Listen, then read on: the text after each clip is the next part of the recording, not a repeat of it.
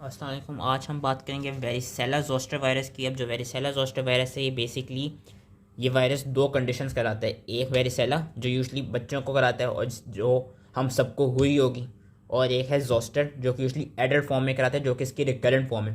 Varicella क्या है? Varicella है chicken pox, and I believe हम सबको किसी न किसी वक्त बचपन में हुए होंगे, क्योंकि ये ऑलमोस्ट हर बच्चे को ही होते हैं। जोस्टर्स क्या होते हैं? जोस्टर ये होते हैं कि लेट सपोज, क्योंकि वो वायरस जो है जिसने चिकन पॉक्स, एक ही वायरस चिकन पॉक्स भी करा रहा है और जोस्टर करा रहा है, अब वो अपनी लेटेंट फॉर्म में आ गया। वो लेटेंट फॉर्म में आने के बाद अगर वो रिकरेंट हो जाए तो वो रिकरेंट फॉर्म यूजली एडल्ट्स में देखी जाती है, और एडल्ट्स में ऊपर क्या कराते हैं? वो शिंगल्स कराते हैं, और शिंगल्स का एक और नाम है जोस्टर। इसकी इंपॉर्टेंट प्रॉपर्टीज़ क्या है? इसकी इंपॉर्टेंट प्रॉपर्टीज़ वही है जिस तरह हर्पेस सिम्प्लेक्स वायरस की थी, क्योंकि वो उसी क्लासिफिकेशन के अंदर आता है। दूसरा, इसकी ये देखा गया कि human are the natural host, और इसकी एक सीरोटाइप देखी गई है।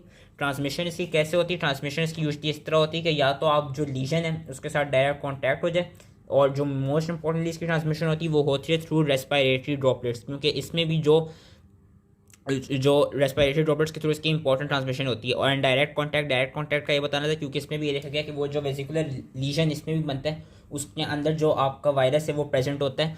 तो अगर तो वो जो इन्फेक्शियस वायरस है वो प्रेजेंट होता है, अगर तो उसके साथ कांटेक्ट हो जाए, तो वो अगर बच्चों में कांटेक्ट होगा या बच्चों में थ्रू रेस्पिरेटरी ड्रॉपलेट्स, वो क्या कराएगा? वो कराएगा चिकन पॉक्स, जिसको हम कहते हैं वेरिसेला। अगर तो बच्चों में क्या कहते हैं चिकन पॉक्स ना हो और एडल्ट फॉर्म में जाके आपको चिकन पॉक्स हो, जो कि काफ़ी रेयर होता है लेकिन हो सकते हैं, तो वो जो एडल्ट फॉर्म वाले होते हैं वो काफ़ी ज़्यादा पेनफुल होते हैं एज़ कम्पेयर टू जब चिल्ड्रन के लेवल पर, जब उनको क्या कहते हैं यंग एज में होते हैं। सो ये एक चीज़ बतानी थी। इसकी पैथोजेनेसिस कैसे होती है? इसकी पैथोजेनेसिस ऐसे होती है कि ये देखा गया कि सबसे पहले जाके जो अपर रेस्पिरेटरी ट्रैक्ट है उसके म्यूकोजा को इन्फेक्ट करता है। उसके म्यूकोजा को इन्फेक्ट करने के बाद वो थ्रू ब्लड ट्रैवल करते हैं स्किन के लेवल पे।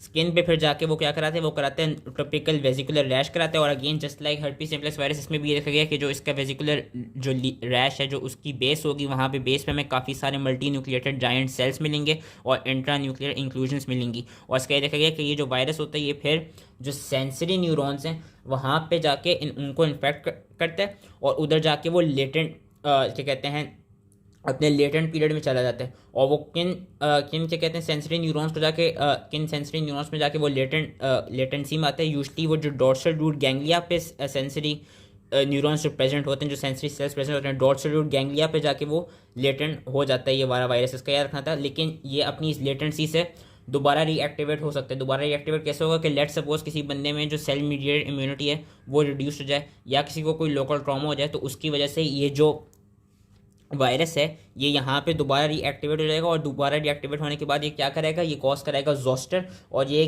क्या कहते हैं काफ़ी इंपॉर्टेंट सी चीज़ कराता है जिसका नाम होता है नर्व पेन, क्योंकि ये नर्व में ही जाके डॉर्सल रूट गैंग्लिया में ही जाके वो हुआ है लेटेंट हुआ है। तो वहाँ पे जब ये रिएक्टिवेट होगा तो उसका हम अभी आगे पढ़ेंगे कि ये एक पोस्ट हर्पेटिक न्यूरल्जिया कराता है, जो कि बेसिकली बहुत पेनफुल सी कंडीशन होती है। इसमें जो आपकी सेंसरी नर्व्स होती हैं वहाँ पे आपको काफ़ी जलन सी और बहुत काफ़ी शदीद तरह का पेन होता है। सबसे पहले हम क्लिनिकल फाइंडिंग्स में बात करते हैं वेरिसेला की। वेरिसेला मैंने अभी कहा इट इज़ चिकन पॉक्स। इसका इंक्यूबेशन पीरियड क्या है? इसका इंक्यूबेशन पीरियड है 14 to 21 डेज।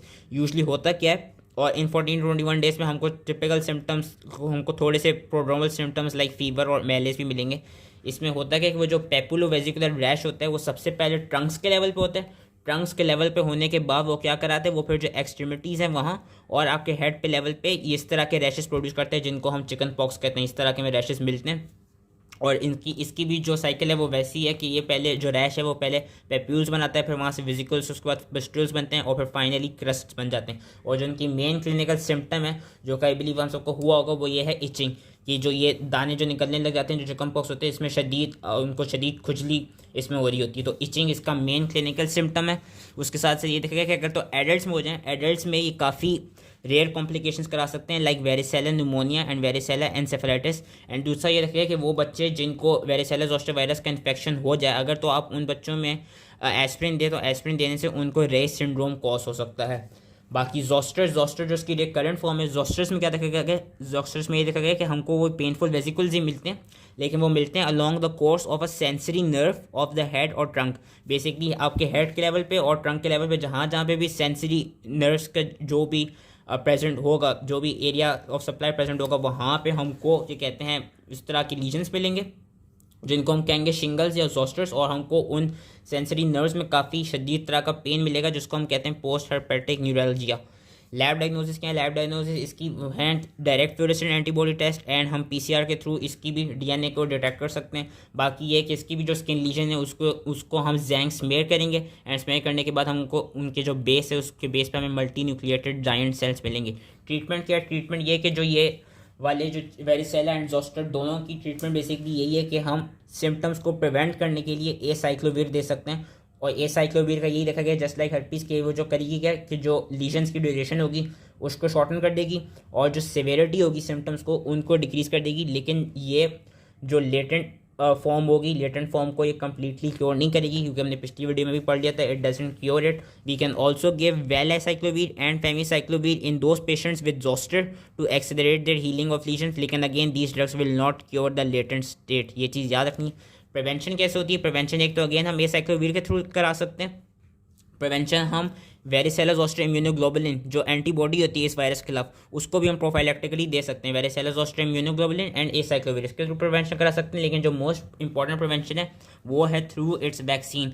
इस वायरस के खिलाफ वैक्सीन होती है, और दो वैक्सीन होती हैं, एक वेरिसेला के खिलाफ स्पेसिफिकली और एक जोस्टर के खिलाफ स्पेसिफिकली। जो वेरिसेला के खिलाफ होती है उसके लिए अगेन हम ये टेबल भी याद कर सकते हैं। जो वेरिसेला के खिलाफ होती है उसका नाम है वेरीवैक्स, और उसके अंदर लाइव अटेन्यूएटेड स्ट्रेन होता है। तो इसके अंदर सिंस लाइव अटेन्यूएटेड स्ट्रेन है तो ये इम्यूनो कॉम्प्रोमाइज पीपल को और प्रेग्नेंट फीमेल को नहीं दी जा सकती। वेरस जो जोस्टर्स के खिलाफ वो होती है वैक्सीन होती है उसका नाम होता है शिंग्रिक्स।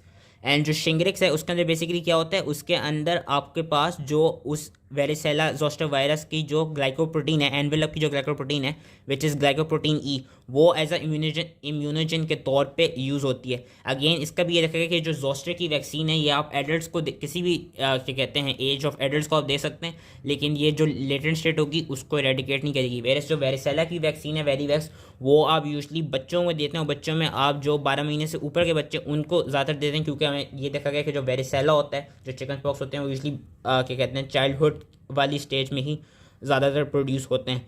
So that was it. I hope ये ईजली समझ में आ गए हो, एंड थैंक यू।